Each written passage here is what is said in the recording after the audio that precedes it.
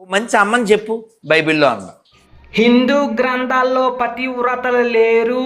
పతివ్రతలని చెప్పుకుంటున్న వాళ్ళు అతి భయంకరమైనటువంటి పాపాలు చేశారు. ఒక కాకి దేవేంద్రుడు కొడుకు రూపంలో సీత దగ్గరికి వచ్చి సీత స్థానాల్ని గోకింది, గీకింది, రక్కింది అని తన రహస్య అవయవాల గురించి ఆంజనేయుడికి చెప్పుకున్నటువంటి సీత పతివ్రత ఎలా అవుతుంది? ముగ్గురు మగాళ్ళకి బట్లిప్పి చూపించుకున్నటువంటి అనసూయ పతివ్రత ఎలాగవుతుంది? తన భర్త లేనప్పుడు దేవేంద్రుడితో కామ కోరిక తీర్చుకున్నటువంటి అహల్య పతివ్రత ఎలాగవుతుంది?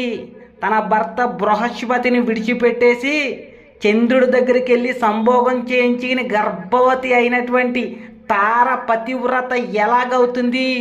సూర్యుడితో గర్భం రప్పించుకున్నటువంటి కుంతి పతివ్రత ఎలాగవుతుంది?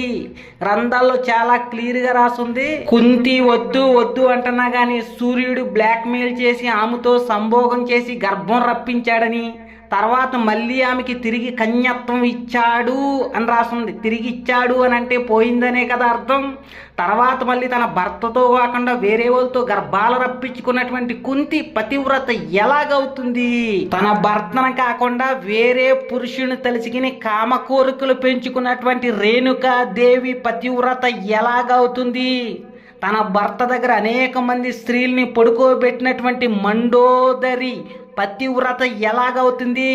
ఇలాంటి పాపాలు చేసిన వాళ్ళు పతివ్రతలు అవుతారా? పతివ్రతలు అంటే హిందూ గ్రంథాల్లో ఇలాగే ఉంటారా?